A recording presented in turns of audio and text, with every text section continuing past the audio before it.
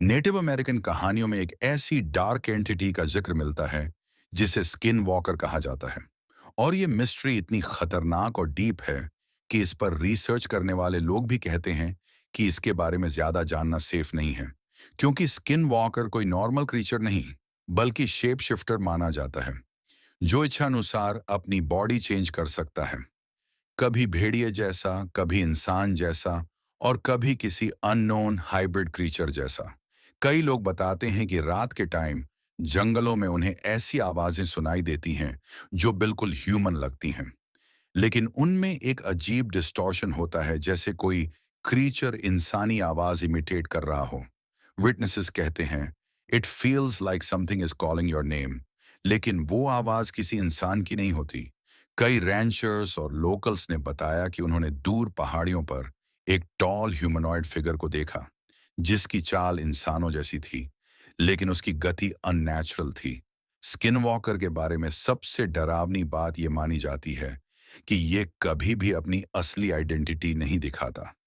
Attackers कहते हैं कि जब वो पास आता है तो हवा अचानक हैवी और कोल्ड हो जाती है और आसपास का माहौल डेड साइलेंट हो जाता है, जैसे पूरा जंगल उसकी मौजूदगी से डर गया हो। कुछ लोग कहते हैं कि स्किन वॉकर उनकी खिड़की के पास खड़ा होकर घंटों तक उन्हें ऑब्जर्व करता है विदाउट ब्लिंकिंग, और उसकी ग्लोइंग आईज सीधे इंसान के दिमाग में घुसती महसूस होती हैं। रिपोर्ट्स में यह भी कहा गया कि कई बार वो अपनी आवाज इंसान की तरह बदलकर हेल्प मी प्लीज या आई एम हर्ट जैसे वर्ड्स बोलता है ताकि लोग बाहर निकलें, लेकिन जैसे ही कोई बाहर जाता है क्रीचर अपनी हॉरिफाइंग असली फॉर्म में दिखता है और फिर हाई स्पीड से डिसअपियर हो जाता है। दुनिया में आज तक कोई यह साबित नहीं कर पाया कि स्किन वॉकर असली है या किसी एंशंट कर्स की कहानी, लेकिन जितनी भी साइटिंग्स हुई हैं, सभी इतना जरूर कहती हैं कि जो भी यह चीज है, इट्स नॉट ह्यूमन और डेफिनेटली नॉट फ्रेंडली। इसीलिए स्किनवॉकर आधुनिक दुनिया की सबसे डेंजरस और अनसॉल्व्ड फॉरेस्ट मिस्ट्रीज में काउंट होता है।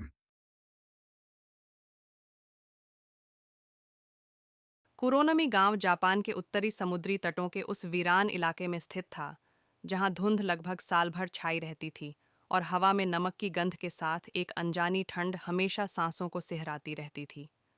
कहा जाता है कि यह गांव सदियों पुराना है, लेकिन इसकी असली उम्र किसी को नहीं पता, क्योंकि यहाँ रहने वाले बुजुर्ग भी यह नहीं बता पाते कि उनके पूर्वज कब आए और क्यों आए। बस इतना कहते हैं कि समुद्र ने बुलाया था। पर समुद्र किसे बुलाता है और क्यों, इसका जवाब किसी के पास नहीं। कुरोनामी का नाम भी अजीब है। कुरो यानी काला और नामी यानी लहर। और कहा जाता है कि इस गांव के सामने फैला समुद्र सामान्य समुद्र जैसा नहीं, बल्कि रातों में इसकी लहरें काली दिखाई देती हैं। और जो कोई भी इस समुद्र को ध्यान से सुने, उसे लगता है जैसे पानी के नीचे कोई इंसानी कराहें, कोई धीमी फुसफुसाहट और कोई डूबी हुई आवाज़ें तैर रही हों, जो सीधे दिल में उतर कर डर पैदा करती हैं। गांव के घर पुराने लकड़ी के बने थे, काले पड़े, नमकीन हवा से घिसे हुए, और उनके छतों से हमेशा पानी टपकता था, चाहे बारिश हो या ना हो। और गांव के बीचों बीच एक पुराना शिंतो मंदिर खड़ा था, जिसकी दीवारों पर अजीब अजीब ताबीज़, पुराने कागजी मंत्र और समुद्री सीपियों की मालाएं लटकी रहती थीं, जैसे कोई अदृश्य शक्ति को बाहर रोकने की कोशिश की जा रही हो। गांव वाले अक्सर कहते थे कि रात में बाहर मत निकलो, समुद्र की ओर मत देखो, और सबसे बड़ा नियम, अगर रात में घंटी बजे तो दरवाज़ा मत खोलना। लेकिन क्यों नहीं खोलना, यह कोई साफ साफ नहीं बताता, बस इतना कहते कि घंटी इंसान नहीं बजाता। इसी गांव की ओर एक युवा शोधकर्ता, आरव शर्मा, जापान आया, जो भारत से लोक कथाओं और रहस्यमयी जगहों पर शोध करने के लिए निकला था। और जब उसे कुरोनामी विलेज के बारे में पढ़ने को मिला, एक ऐसा गांव जो मानचित्र में है, लेकिन जापानी सरकार ने उसे आधिकारिक रूप से त्यागा हुआ घोषित कर रखा है, तो उसकी जिज्ञासा बढ़ गई। लोग कहते थे कि कुरोनामी में एक समुद्री आत्मा का श्राप लगा है, और वह आत्मा उन लोगों को बुलाती है जिनके मन में अकेलापन, दुख या अधूरी इच्छाएं हों। जैसे समुद्र उनकी उदासी को पहचान लेता है और उन्हें अपने भीतर खींच लेता है। आरव ने इन सबको मिथक मानकर एक बरसाती शाम ट्रेन से उत्तर की ओर यात्रा शुरू की। मौसम खराब था, काले बादलों से भरा आसमान, समुद्र की तरफ से आती तेज हवा और खिड़कियों से टकराती बारिश, सब कुछ मिलकर एक अनहोनी का संकेत दे रहे थे। लेकिन शोधकर्ता होने के नाते वह पीछे नहीं हटा। आखिरी स्टेशन पर उतरने के बाद उसे लगभग 4 किलोमीटर पैदल चलना पड़ा और रास्ते में उसे एक वृद्ध महिला मिली जिसने उसे ठहराया और कहा, अगर तुम कुरोनामी जा रहे हो तो लौटने के लिए मन मजबूत रखना, क्योंकि वहां जो दिखता है वह सच नहीं होता और जो सच में है वह दिखता नहीं। पर आरव मुस्कुराकर आगे बढ़ गया। जैसे ही वह गांव के प्रवेश द्वार पर पहुंचा, उसे एक अजीब सी नमी महसूस हुई, जैसे हवा में पानी नहीं बल्कि किसी की ठंडी उंगलियां उसके चेहरे को छू रही हों। गांव में बिल्कुल सन्नाटा था, न कोई इंसान, न कोई आवाज, सिर्फ दूर समुद्र की लहरें, जो सामान्य समुद्र की तरह नहीं बल्कि किसी दानव के सांस लेने जैसी भयानक ध्वनि निकाल रही थीं। आरव एक छोड़े हुए लकड़ी के घर में ठहरा, जिसका दरवाजा आधा टूटा था और खिड़की के पास एक पुरानी काले सफेद तस्वीर रखी थी, जिसमें गांव के लोग एक साथ खड़े थे। लेकिन अजीब बात यह थी कि तस्वीर में सभी के चेहरों पर आंखें थोड़ी धुंधली दिख रही थीं, जैसे किसी ने उन्हें उंगली से मिटा दिया हो। रात ढली और हवा और ठंडी होती गई। तभी अचानक बाहर मंदिर की घंटी बजने की आवाज़ आई। एक बार, फिर 2 बार और फिर लगातार। आरव के भीतर हल्की घबराहट उठी, क्योंकि उसे याद आया कि उस वृद्ध महिला ने घंटी का जिक्र किया था। लेकिन आरव ने तय किया कि वह बाहर झांकेगा। जैसे ही उसने खिड़की के पर्दे हटाए, उसने देखा कि मंदिर के सामने एक लंबे बालों वाली स्त्री खड़ी थी। उसके बाल समुद्री घास जैसे गीले, कपड़े फटे हुए किमोनो जैसे, और उसकी त्वचा अस्वाभाविक रूप से फीकी, मानो कोई कई दिनों से पानी में भीगी हुई लाश हो। वह धीरे धीरे समुद्र की ओर मुड़ी और उसी गति से चलने लगी, बिना पैरों को हिलाए, जैसे हवा में तैर रही हो। आरव के शरीर में सिहरन दौड़ गई। अगले दिन उसने गांव के शेष लोगों से मुलाकात की, कुछ बुजुर्ग, कुछ चुप रहने वाले लोग, जिन्होंने उसे बताया कि वह स्त्री नामी ओन्ना थी, एक समुद्री आत्मा जो कभी गांव की ही लड़की थी, अयूमी, जो युवा अवस्था में। मैं उस दिन को कभी भूल नहीं सकता, जब गर्मियों की चिलचिलाती दोपहर में हम चार दोस्त, मैं, रवि, सौरभ और निखिल, गांव के बाहर फैले अनंत धान के खेतों के किनारे खड़े थे। हवा स्थिर थी, आसमान बेरहमी से नीला और चारों तरफ सन्नाटा ऐसा कि अपने दिल की धड़कनें सुनाई दे रही थीं। तभी सबसे पहले रवि ने उंगली उठाकर दूर क्षितिज की ओर इशारा किया और कहा कि क्या तुम्हें वहां कुछ सफेद सा हिलता हुआ दिख रहा है? हमने आंखें मिचमिचाईं। शुरुआत में लगा जैसे कोई कपड़ा हवा में फड़फड़ा रहा हो या खेतों में लगा कोई डरावना पुतला हो, लेकिन वहां हवा तो थी ही नहीं। फिर भी वह सफेद आकृति लगातार टेढ़ी मेढ़ी, अस्वाभाविक ढंग से मरोड़ खा रही थी, जैसे किसी ने इंसानी आकृति को कागज की तरह मोड़ दिया हो और वह लगातार खुद को तोड़ने मरोड़ने में लगी हो। गांव के बुजुर्गों की बातें मुझे याद आईं कि धूप में दिखने वाली कुछ चीजें रात से ज्यादा खतरनाक होती हैं। पर जिज्ञासा ने डर पर काबू पा लिया। सौरभ हंसते हुए बोला कि शायद कोई प्लास्टिक की शीट होगी। निखिल ने अपने फोन से झूम करने की कोशिश की, लेकिन नेटवर्क की तरह ही कैमरा भी धुंधला पड़ गया।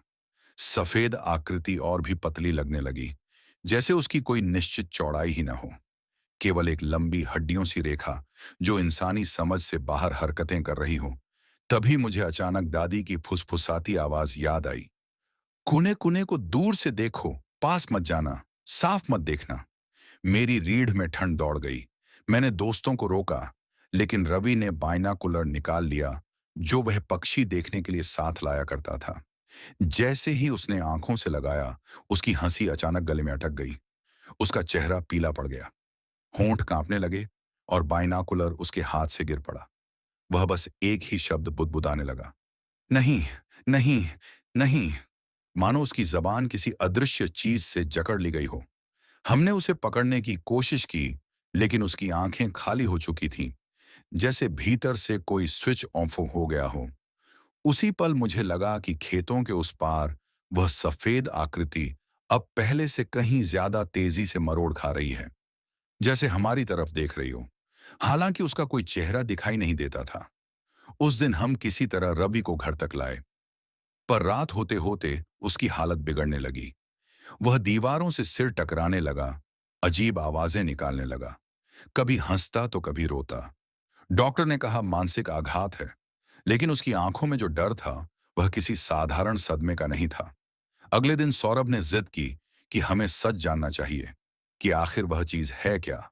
मैं मना करता रहा, पर भीतर कहीं वही निषिद्ध जिज्ञासा मुझे भी खींच रही थी। दोपहर फिर वहीं थी, वही खेत, वही सन्नाटा, लेकिन इस बार सफेद आकृति पहले से पास लग रही थी, या शायद हमारी नजरें अब उसके अभ्यस्त हो चुकी थीं। निखिल ने कहा कि वह अब इंसान जैसी लग रही है, बहुत लंबी, बेहद पतली, बिना किसी स्पष्ट अंगों के, बस एक लगातार हिलता डुलता आकार। तभी सौरभ ने कैमरा उठाया और झूम किया, और जैसे ही स्क्रीन पर वह आकृति थोड़ी साफ हुई, सौरभ चीख पड़ा, इतनी भयानक चीख कि मेरी आत्मा कांप उठी। कैमरा जमीन पर गिरा और उसकी स्क्रीन टूटते टूटते भी मुझे एक झलक दिखी। वहां कोई चेहरा नहीं था, कोई आंखें नहीं, फिर भी ऐसा लगा जैसे कुछ मुझे सीधे देख रहा हो, जैसे मेरी खोपड़ी के भीतर झांक रहा हो। उस रात सौरभ ने आत्महत्या कर ली। कोई सुसाइड नोट नहीं, केवल दीवार पर नाखूनों से खरोंचा गया एक ही शब्द, कूने। निखिल अगले कुछ दिनों तक चुप रहा, फिर अचानक गायब हो गया। बाद में उसकी लाश नदी के किनारे मिली, आंखें फटी हुई, मुंह अजीब सी मुस्कान में जकड़ा हुआ। गांव में डर फैल गया, लोग खेतों की ओर देखना भी छोड़ने लगे। पर मेरे लिए अब बहुत देर हो चुकी थी। सपनों में वही सफेद आकृति आती, मेरे कमरे के कोनों में मरोड़ खाती, मेरी सोच को मोड़ती। मैं जागता तो भी उसे महसूस करता, जैसे वह अब दूर नहीं बल्कि मेरे भीतर हो। एक दिन मैं खुद को रोक नहीं पाया, अकेले खेतों की ओर चला गया। धूप तेज थी, सिर चकरा रहा था, और वह वहां थी, खुने खुने, अब इतनी पास कि मुझे अपनी आंखें बंद करनी पड़ी। पर मन ने आदेश नहीं माना, और जैसे ही मैंने उसे समझने की कोशिश की, मेरे दिमाग में कुछ टूट गया, शब्द बिखर गए, तर्क मर गया। अब मैं यह कहानी लिख रहा हूं, लेकिन मुझे नहीं पता कि यह कब शुरू हुई और कब खत्म होगी, क्योंकि कोने कोने को पूरी तरह देख लेने के बाद समय, पहचान और इंसान होना सब एक ही मरोड़ में बदल जाते हैं।